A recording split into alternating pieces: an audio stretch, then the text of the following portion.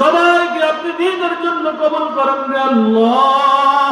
সবাইকে আপনি দীর্ঘমেয়াদী হায়াত দান করেন রে আল্লাহ।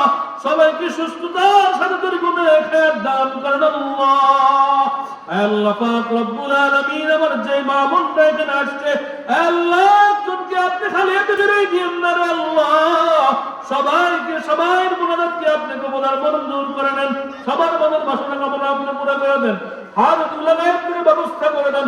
মাহফিলকে আরো বেশি সুন্দরভাবে করার তৌফিক দান করেন। আল্লাহ পাক রব্বুল আলামিন অনেক দোয়া চাইছেন।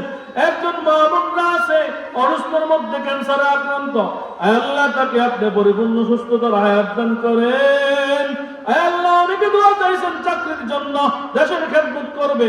আল্লাহ আমার ওই বোনদেরকে আপনি চাকরির ব্যবস্থা করে দিয়েন। আল্লাহ পড়ালেখা মনোযোগ দিয়ে দিয়েন।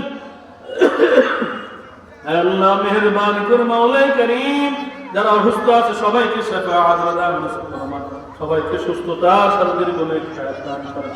মাহফিলকে এলাকার জন্য হেদায়েতের জরিয়া বানিয়ে দেন। এলাকার প্রত্যেক যুবককে